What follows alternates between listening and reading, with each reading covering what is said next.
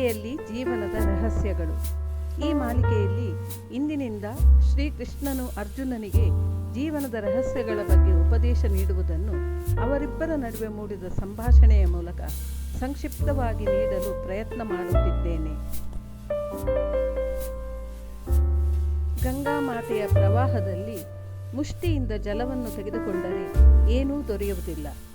ಆದರೆ ಕೈಗಳನ್ನು ಜೋಡಿಸುವ ಮೂಲಕ ಗಂಗಾ ಪ್ರವಾಹದಿಂದ ನೀರನ್ನು ತೆಗೆದುಕೊಳ್ಳುವ ಪ್ರಯತ್ನ ಮಾಡಿದರೆ ಅದು ಮುಖದವರೆಗೂ ತಲುಪಬಹುದು.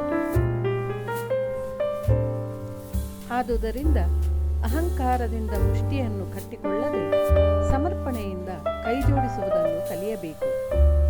ಈ ಜಗತ್ತು ಎಂದರೇನು?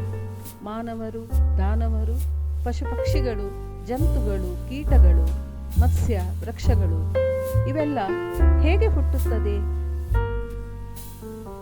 ಯಾವ ಪದಾರ್ಥಗಳಿಂದ ಇವು ಮಾಡಲ್ಪಡುತ್ತದೆ?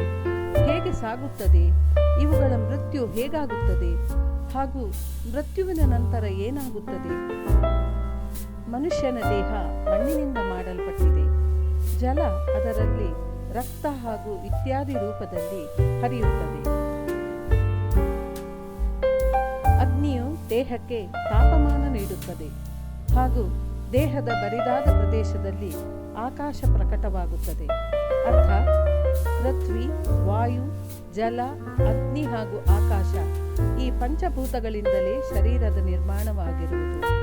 ಹಾಗಾದರೆ ಮೋಹ ಯಾವುದಕ್ಕಾಗಿ? ಅರ್ಜುನ ಹೇಳುತ್ತಾನೆ, ಈ ದೇಹ ಮಣ್ಣಿನಿಂದ ಆಗಿದ್ದು ಮನುಷ್ಯರು ಒಬ್ಬರನ್ನೊಬ್ಬರು ಗುರುತಿಸುವುದು, ಎಲ್ಲ ಸಂಬಂಧಗಳನ್ನು ಹೊಂದುವುದು ಈ ಮಣ್ಣಿನ ದೇಹದ ಜೊತೆಯಲ್ಲಿಯೇ ಇರುತ್ತದೆ.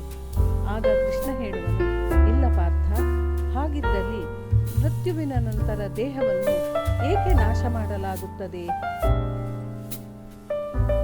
ವಾಸ್ತವವಾಗಿ ಮನುಷ್ಯನ ಪರಿಚಯವು ಅವನ ದೇಹದಿಂದಾಗಿ ಆಗುವುದಿಲ್ಲ. ಅವನ ಸಂಬಂಧಗಳು ಕೂಡ ದೇಹದಿಂದಾಗಿ ಆಗುವುದಿಲ್ಲ.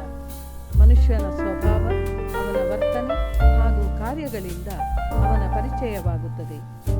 ಈ ಸ್ವಭಾವ, ವರ್ತನೆ ಹಾಗೂ ಕಾರ್ಯಗಳು ಹೇಗೆ ಆಗುತ್ತದೆ?